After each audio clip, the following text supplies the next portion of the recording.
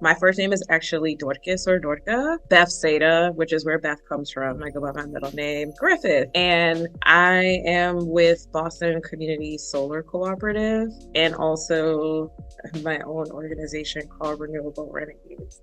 Wow. What gives me energy? Helping other people. I love the David versus Goliath story. I love the underdog. I don't like bullies. I've always been that way. It really pleases me that I can help others.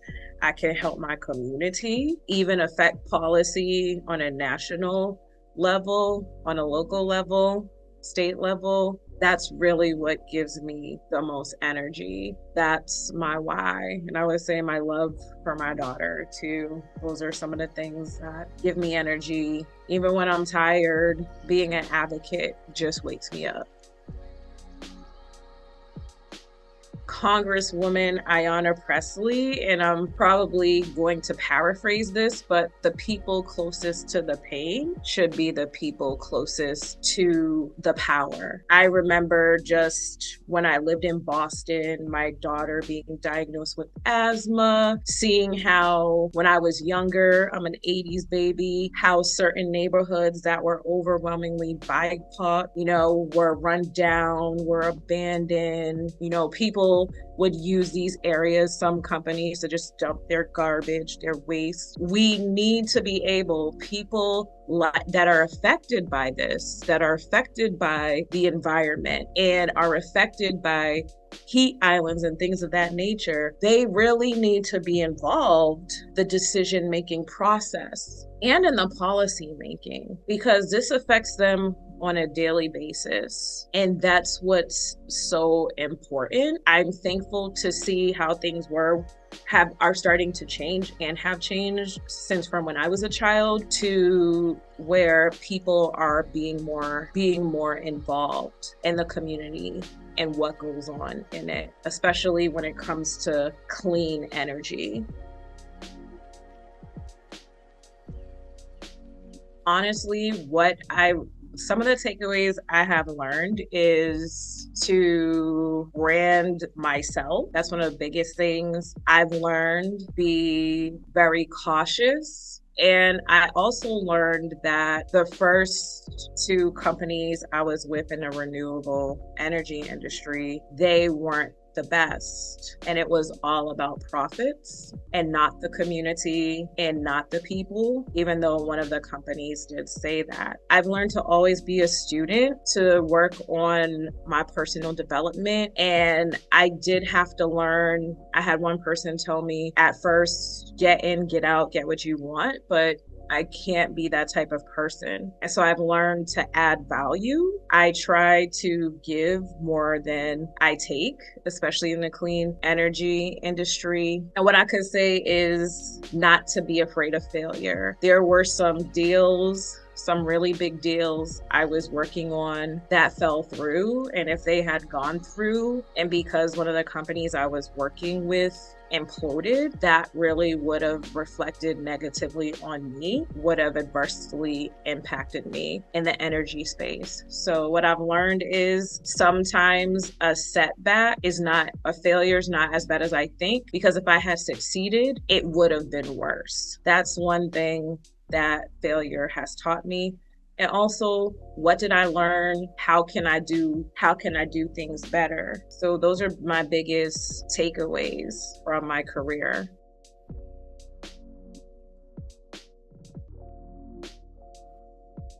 Well, what I can say is I'm a lot more cautious about who I collaborate with, what organizations I collaborate with.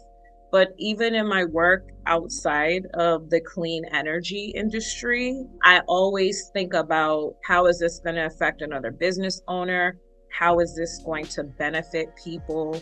What are going to be the effects, good and bad, in people. So it's caused me to be a little bit more analytical, and especially as business person that people have tried to take advantage of in the past, I'm really cautious about that. I advocate for other business persons when I hear something come up that to me is kind of predatory or exploitive. I never want anyone else to go through that. I make my opinion heard in a professional way. I just strive to uplift people, uplift organizations, and uplift the community in everything I do, and especially coming from a place of privilege. And I could give an example. So I don't know if you're familiar with that. They're redoing Blue Hill Avenue.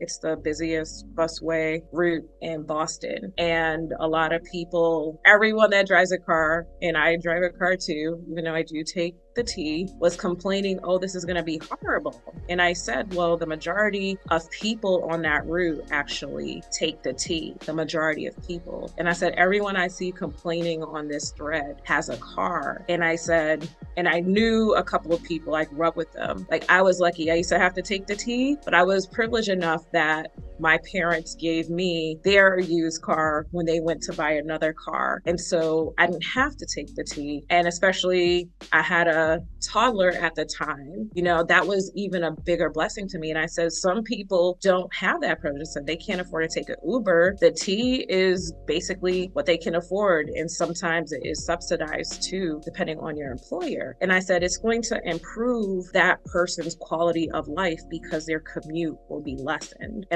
And I said, if you're annoyed by this, I said, you might not realize you're coming from a place of privilege. Because a lot of time we, as people of color, sometimes with everything going on around us, we don't realize sometimes that we can be privileged in certain ways, and we're not looking at people that don't have access that look like us to the same things as we do, like a car, or if they do have a car, the ability to drive into work to Boston every day and pay $40 a day for parking. So, I mean, that's just an example about, like, I'm always thinking about, okay, not everyone is at this place that I'm at or that others are at.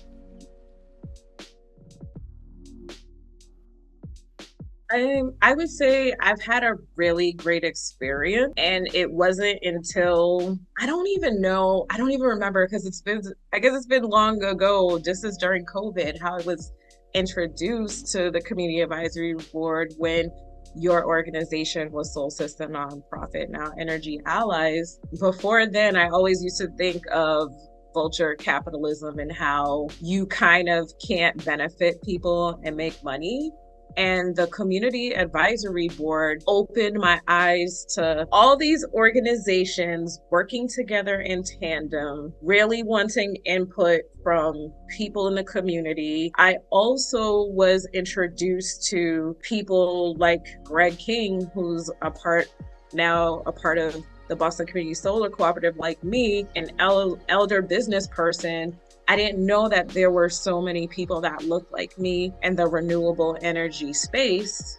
Someone, I consider him a mentor that I really can learn so much from and have learned so much from. It was just a pleasantly surprising experience, and how they really cared about people, the things that they were working on, the studies that the Community Advisory Board was working on, and our input. And so it's something that to me was really great. It was a great experience for me, and it really gave me hope, and it really helped me with my decision to stay in the renewable energy industry, because honestly, I was kind of discouraged by the past two experiences I had with other organizations / companies in the renewable energy industry. Like, Diana has been wonderful. You've been wonderful. I've learned so much from you too, like just everyone. Eli, even though he's no longer with Energy Allies, it's just been a great experience. I think it's the studies, the policies you're working on, the collaborative organizations that you collaborate with, and your dedication to this community, but also expanding the community solar revolution and the community renewable energy revolution. You're now doing things in Buffalo, New York, right next door. And it's step by step, paso por paso, as we say in Spanish. That's how you build a movement. And I know it's not easy, but I see from where I was going to meetings and now I see, oh, okay, now you're doing things in the next state, New York. We can expand this to another state, then New England and the Northeast. And, eventually that's how it spreads and then help impact people all over the country. And that's really what motivates me to be engaged. And also I could say, the dedication of your organization as well too is very motivating.